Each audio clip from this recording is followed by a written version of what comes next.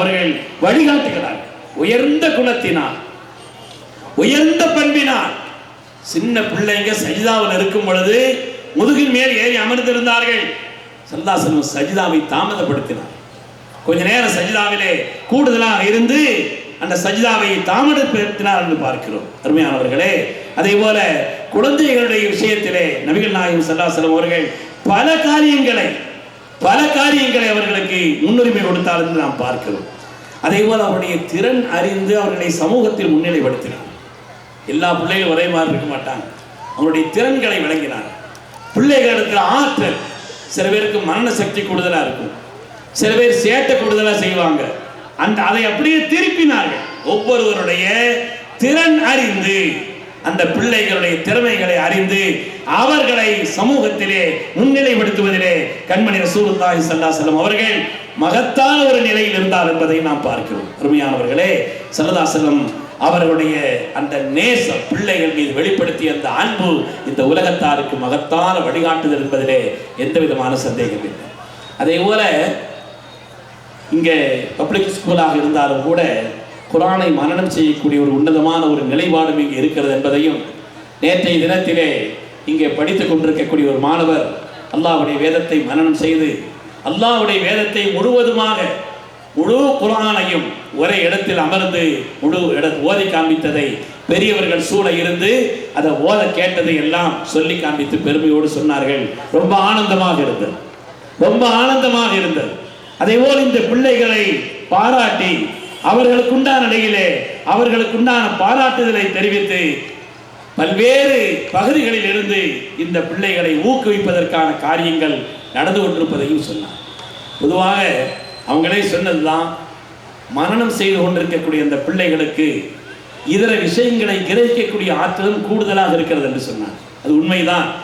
குர்ஆனுடைய ஒரு பரக்கத்தும் இருக்கிறது அல்லவா?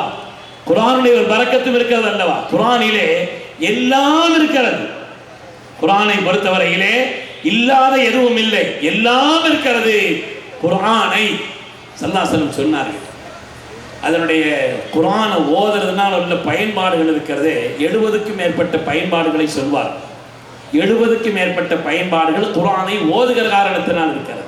அதில் ஒரு சின்ன பயன்பாடு என்னன்னு சொன்னால், அல்லாஹ்வுடைய ரசூல் சொல்கிறார்கள், ஸலாஸத்துன் யஸிதுனல் ஹிஃத வ யுذிபுனல் பல்கம. 3 காரியங்கள் மனிதனுக்கு ஞாபக சக்தியை அதிகரிக்கும். 3 காரியங்கள் மனிதனுக்கு ஞாபக சக்தியை அதிகரிக்கும். அதை போல அவருடைய உடலிலே, அவருடைய நெஞ்சிலே தேங்கியிருந்து அவருக்கு சிரமம் அளிக்கக்கூடிய, ஆரோக்கியத்திற்கு தீங்கிழைக்கக்கூடிய கட்டி சளி போன்றவைகளை வெளியாக்கும். 3 காரியங்கள் ஸல்லல்லாஹு அலைஹி வஸல்லம் சொல்கிறார். அஸ்ஸியாமு வஸ்ஸிவாக்கு வத்திலாவத்துல் குர்ஆன்.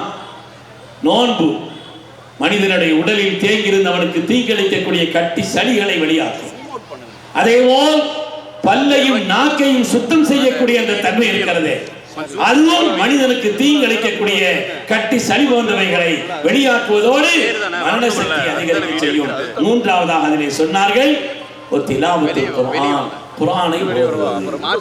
குர்ஆனை ஓதுவதற்கிறதே மரண சக்தி அதிகரிக்கும் என்று கண்மணி ரசூலுல்லாஹி ஸல்லல்லாஹு அலைஹி வஸல்லம் அவர்கள் சொல்லி காட்டுவார். குர்ஆனை ஓதுகிற காரணத்தினால் ஏற்படக்கூடிய பலாபலன்கள் ஏராளம். குர்ஆனை யார் நியமமாக ஓதிக்கொண்டிருக்கிறாரோ பெருநோய்கள் அண்டார், பெருநோய்கள் வராது. எல்லாவற்றிற்கும் குர்ஆனுடைய ஆயத்தும் ஹதீஸும் அதிலே தெளிவிருக்கிறது. யார் குர்ஆனை ஓதுகிறார்களோ அவர்களுக்கு பெருநோய்கள் அண்டாது என்பது நமக்கு ஆயத்திலே பார்க்கிறோம். அதே போல யார் குர்ஆனை ஓதுகிறார்களோ உள்ளம் பரிசுத்தப்படும். யத்லு அலைஹிம் ஆயாத்திஹி வ யஸக்கீஹிம். உள்ளம் பரிசுத்தப்படும் என்று வருகிறது. அதேபோல் வெளிரங்கமான நோய்களை விட்டு பாதுகாப்பு என்பது மாத்திரமல்ல, அந்தரங்கமான ஷைத்தானுடைய நஃப்ஸினுடைய தீமைகளில் இருந்தும் கூட பாதுகாப்பு இருக்கிறது என்று பார்க்கிறோம்.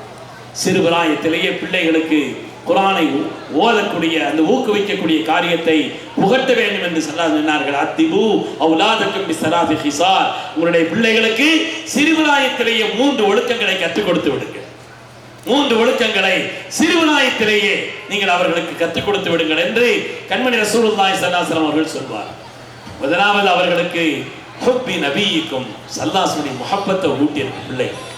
இந்த பிள்ளைக்கு என்னைக்குமே சருக மாட்டாங்க. வடிகட்டு போக மாட்டார்.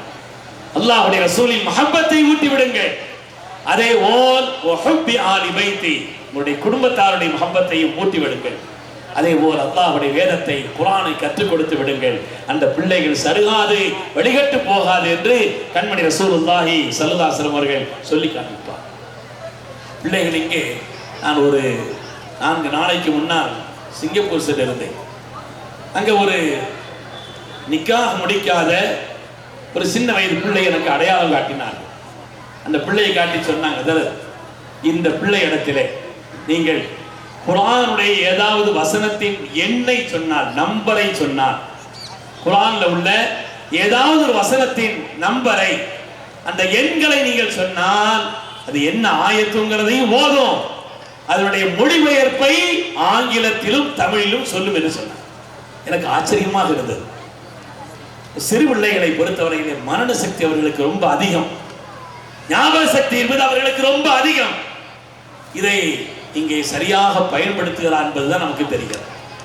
அந்த வாய்ப்புகளை, அந்த ஆற்றல்களை சரியாக பயன்படுத்தக்கூடிய ஒரு நிலை. உண்மையிலேயே நாம் அவர்களுக்கு அந்த பயிற்சியை கொடுத்தோம் என்று சொன்னால், குர்ஆனுடைய அந்த பயிற்சியை கொடுத்தோம் என்று சொன்னால், நிச்சயமாக மகத்தான ஆற்றல் உள்ளவர்களாக, அதிலேயும் குறிப்பாக சொல்ல போனால் ஆண்களை விட பெண்களை பொறுத்தவரையிலே, பெண் பிள்ளைகளை பொறுத்து இன்னும் தீட்சண்யமான நிலை இருக்கிறது என்பதை வரலாற்றில் பார்க்கிறோம். ஆண்களை குறை சொல்லல, வரலாற்றில் பார்க்கிறோம். ஹாரூன் ரஷீத் பாதுஷா ஒரு தடவை ஒரு போட்டி வைத்தார். அந்த போட்டியில ஒரே ஒரு கேள்விதான்.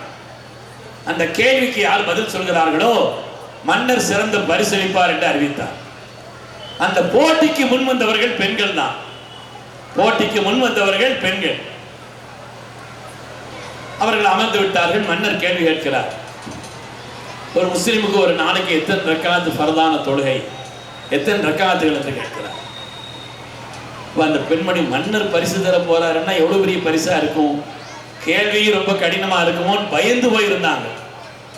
அந்த பெண்மணி தாமதிக்கவே இல்லை. சொன்னார்கள் 17 ரக்காத், சுபுஹ் 2, லுஹர் 4, அஸர் 4, மக்ரிப் 3, இஷா 4, 17 ரக்காத்துன்னு சொன்னார். மன்னர் ஒரு பரிசை கொடுத்து அவர்களை அனுப்பினார், கௌரவித்தார். அதற்கு அடுத்து அதே சீட்ல இன்னொரு பெண் வந்து உட்கார்ந்தாங்க. மன்னர் கேள்வி கேட்கிறார், ஒரு நாளைக்கு ஒரு முஃமினான மனிதனுக்கு எத்தனை ரக்காத்துகள் ஃபர்தான தொழுகை என்று கேட்கிறார். கேள்வி ஒன்னாதான் இருக்கும், பதில் ஒன்னா இருக்கக்கூடாது. கேள்வி அதே கேள்விதான், ஏற்கனவே சொன்ன பதிலை சொல்லக்கூடாது.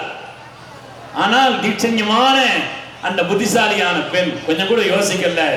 ஒரு நாளைக்கு ஒரு முஃமினான மனிதனுடைய தொழுக வேண்டிய கடமைகள் ரக்காத்துகள் என்பது 15 சொன்னார். ஹாரூன் ரஷீத் கேட்கிறார், எப்படி 15 கேட்கிறார். இல்லைங்க, அன்னைக்கு ஜும்மாவுடைய நாள், அதனால 2 ரக்காத்து குறைச்சி 4 ரக்காத்து வந்து 2 ரக்காத்து தானே அன்னைக்கு தொழுவாங்க, அதனால 15 சொன்னார். சரி, அந்த அம்மாவுக்கும் பரிசு கிடைத்தது. அதற்கு பிறகு 3வது ஒரு வந்து உட்கார்ந்திருக்கிறார். அந்த சிறுமி வந்து அமர்ந்த பொழுது ஹாரூன் ரஷீத் பஷீர் கேட்கிறார், ஒரு நாளைக்கு ஒரு முஃமினான மனிதனுக்கு எத்தனை ரக்காத்துகள் தொழுகை கடமை என்று கேட்கிறார். அந்த அம்மா, அந்த சிறு பிள்ளை யோசிக்கவே இல்லை. அந்த பிள்ளை யோசிக்கவே இல்லை. அது உடனே சொன்னது 11 ரக்காத்துகள். என்ன 11 வித்தியாசமா இருக்கிறது. அதாவது சும்மாவுடைய நாள் 2 ரக்காத்து குறைச்சி தொழுகிறாங்கன்னா பரவாயில்லை, எப்படி 11 இருக்க முடியும்னு கேட்டார். அந்த அம்மா சொன்னது, இந்த சிறு பிள்ளை சொன்னது, அந்த அவர் பயணத்தில் இருக்கிறார். அவர் ஒரு முசாஃபிர், பயணத்தில் இருக்கிறார். பயணத்தில் இருப்பவர்கள் 4 ரக்காத்தை 2 ரக்காத்தாக குறைச்சி தொழலாம். அந்த அடிப்படையிலே சுபுஹ் 2, லுஹர் 2, அஸர் 2, மக்ரிப் 3, இஷா 2 ஆக 11 ரக்காத்துகள் என்று சொன்னார். உண்மையானவர்களே, பிள்ளைகளை அப்படி நாம் வளர்த்தோம் என்று சொன்னால் தீட்சண்யமான பார்வை அவர்களுக்கு வரும் என்பதை பார்க்கிறோம். வரலாற்றிலே ஒரு பெண்மணியை பற்றி வரலாறு சொல்கிறது. எந்த அளவுக்கு சொன்னா, அந்த அம்மா பேசுறது பூரா குர்ஆன்லயே பேசுவாங்களாம். சிறுபிராயத்திலிருந்து உள்ள பயிற்சியினாலே, சிறுபிராயத்தில் உள்ள பயிற்சியினாலே எதை பேசினாலும் ஆயத்தை கொண்டு பேசுவார்கள்.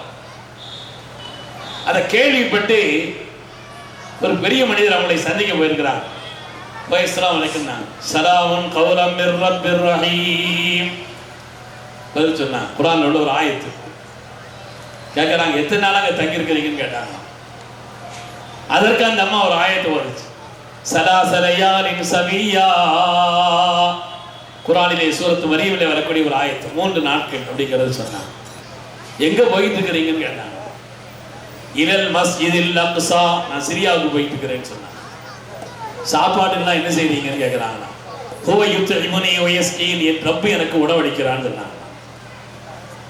சொன்னாங்கன்னா நான் சாப்பாடு கொடுத்துருக்கிறேன், அது உங்களுக்கு தரட்டுமா, சாப்பிட்றீங்களான்னு கேட்டாங்க. அதிம்மு சியாம இலல்லை, நோன்பை இரவு வரை பூர்த்தி செய்யுங்கள், நோம்பாளிங்கிறது சொன்னாங்க. உடனே இவருக்கு கேட்டாங்களா, இது ரமதான் மாசம்லாம் இல்லையே, ரமதானுடைய மாதம் இல்லை, இப்ப நீங்க நோன்பு வச்சிருக்கிறீங்களே கேட்டாங்களா. உடனே அதற்கு அவர்கள் பதில் சொன்னார்கள்,